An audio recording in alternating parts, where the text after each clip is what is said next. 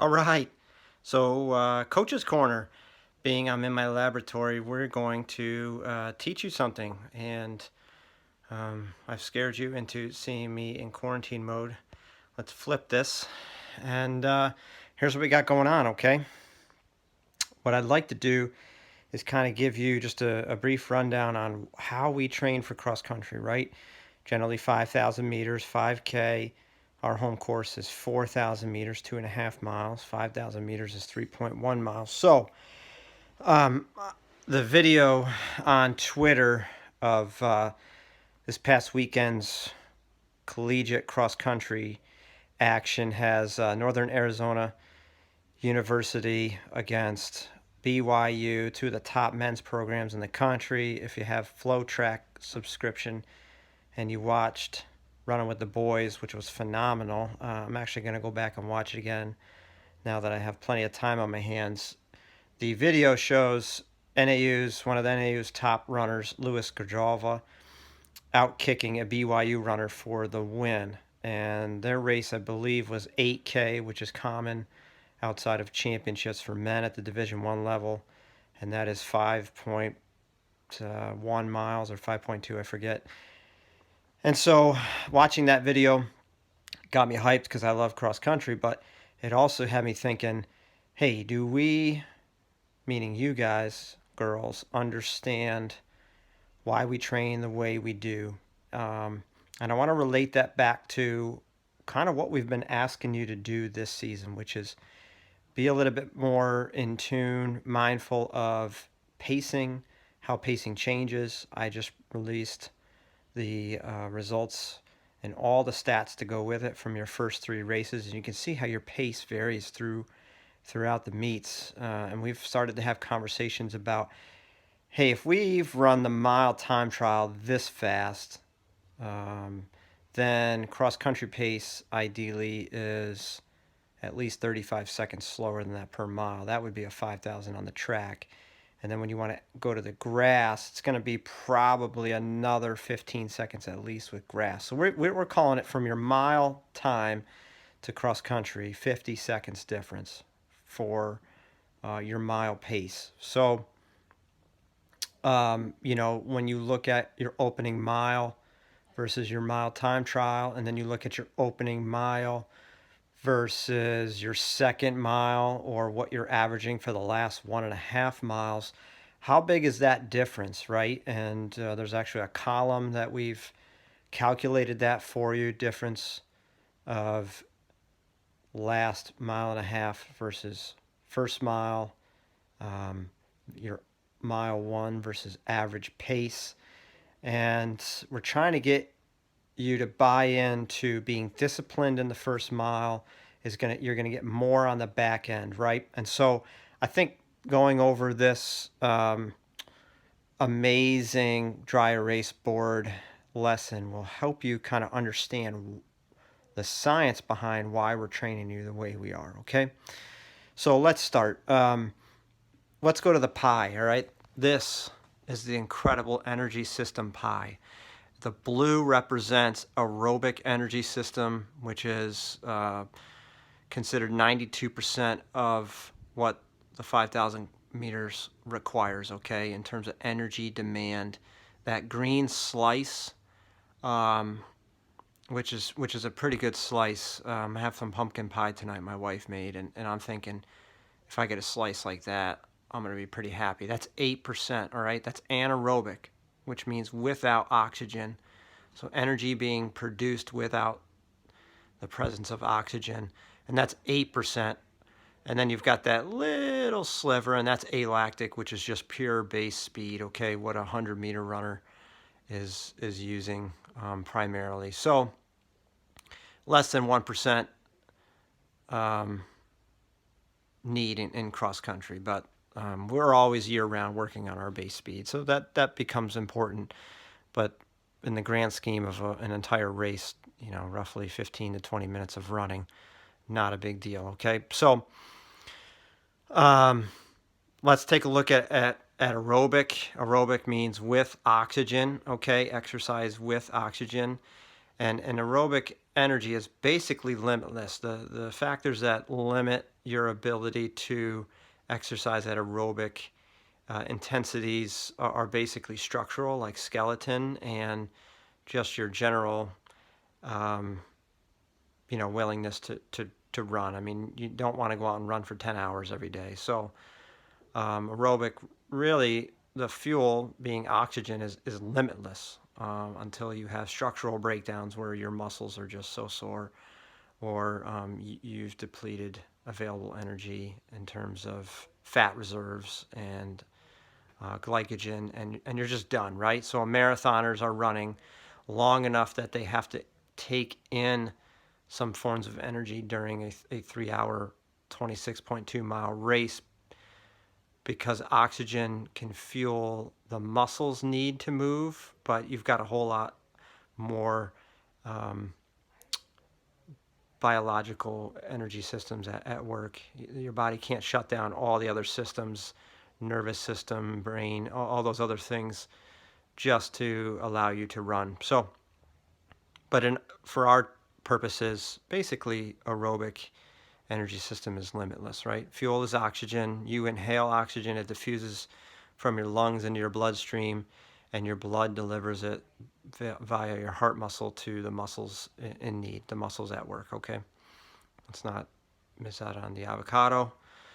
Over here we've got anaerobic. Okay, anaerobic is limited expansion, whereas the aerobic system, we can continue almost a lifelong process of enhancing your aerobic capabilities. Anaerobic is much more limited, and the fuel source is stored glycogen, okay? So things that your body breaks down from carbohydrates mainly, and you can only store so much in your cells. Mitochondria, right? The powerhouse of the cell, okay? Anaerobic system generally represents about 2 to 3 minutes of total work before your fuel source is depleted. And you can train that, expand that, sometimes up to 5 to 7 minutes, but that's where years of training come into play. So for our purposes, about 2 to 3 minutes of work. Okay, so what does that look like for a 5K race? Usually the first opening minute or two of most races getting out a little bit aggressive and fast, and then your aerobic system is kind of fully warmed up and revved up, and kind of takes over from there. They don't work separately. They kind of work in unison, and they kind of balance each other out a little bit at the beginning of a race until your aerobic system can handle the demand of energy at the beginning of a race. And then aerobic is kind of pushed to the back until the finishing kick over the last 400 meters, 600 meters, depends on how tough you are and how evenly or efficiently you raced. Okay, so the limiting factor with the anaerobic energy system is your glycogen stores, and what happens is, as you build or use that glycogen, you tend to have a waste product, which is generally called lactic acid, which is Alyssa Kondracki's nickname, but it's actually hydrogen ions that build up, and you can't flush them out or clear them out as quickly as you're producing them, and so the anaerobic energy system fails. Okay, so very simple explanation. That alactic, you can see there in that little black circle, is just speed. Generally, we give it full rest or complete rest when we do workouts, hill sprints, strides, things like that. For anaerobic, the low end is 10K pace, and you can work through 5K pace and 3K pace intervals, mile repetitions, like we did 400 yesterday on the track. Hills, obviously, you can vary the intensity and the length of hills to represent almost any type of intensity. And the rest we usually give in an anaerobic workout is greater or equal to the time or distance being run. Let's go back to aerobic real quick, because we left one thing out. Generally, the rest is limited. We might run 4 by mile and give you 1 minute rest, right? So we don't want you to fully recover. We want you to the intensity to stay aerobic, and we want your body to adapt to long periods of work with very minimal rests. So we got the pie. Let's go to this little chart here, and then we'll tie it all back into the finishing kick video that we watched. So this graph represents time moving to the right and intensity or speed moving upwards. And those lines that you see on the chart represent different thresholds, right? And so the very bottom is the aerobic threshold. We're not going to really talk about that, but as part of what I sometimes talk to you when I say, hey, let's go run easy or recovery. Let's not look at our GPS, but let's run with good form. There's a point where we actually can run too slow and not produce an effective adaptation stimulus to our aerobic system. So if you're a 7-minute miler and you go out and run your distance days at 12 minutes, you're not the effort being put forward doesn't actually ask your aerobic system to work hard enough where there's then a response after the run that asks for adaptation to take place. So basically that's what that bottom green line is. Okay, the next green line is what we call the lactate threshold, and that's that imaginary effort level where aerobically, and you can see the different workouts, lactate threshold, tempo, steady, distance, recovery, all listed in order of intensity. As we go up, there's more intense pace and effort being prescribed.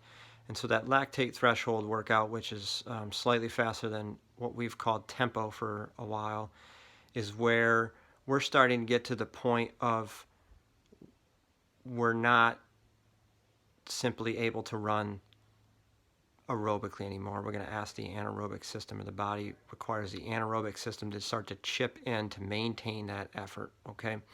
And then above that green line is our anaerobic type workouts, starting with 10K and then moving to 5K and 3K paces up. And there's actually another threshold there, but that doesn't really apply to us. So why do we train most of the time in the aerobic energy zones? Because the race we're training for, the race distance, is 92%, give or take a little bit, aerobic. So we're going to spend most of our time training aerobically, but we're going to give attention to anaerobic because that's a huge thing. So when we go back and we watch that video again, okay, the BYU guy starts to push, and then all of a sudden you see the NAU runner come outside his shoulder and just take off. How do you get to that place where you can do that and look that good in a 5-mile race?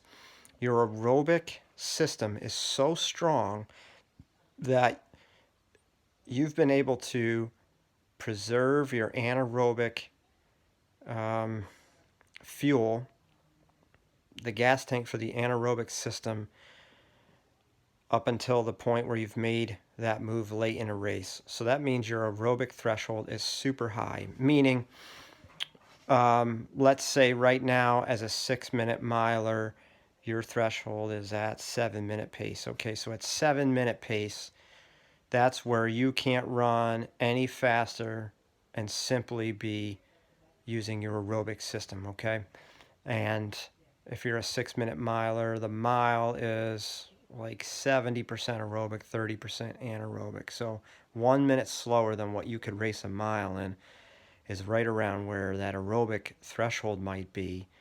And Louis Gajalva has such a huge gas tank aerobically that he was the one that got to the most important part of the race, the finishing kick, and hadn't used much of his anaerobic fuel. He probably ran a very even race or managed it very efficiently, and bang, he had more gas in the tank when it mattered. So go back and look at the race results and check out your opening mile versus the rest of the race. Is your second mile being run consistently more than 20 seconds slower than your first mile? If it is, then let's use this weekend to kind of iron that out If your first mile has been more than 10 seconds faster than the mile goal that your coaches have given you, I would love for you to show some discipline and trust that by going out just a little bit slower, you're going to have more gas in the tank later on. Coach Rob in the Coach's Laboratory, signing off.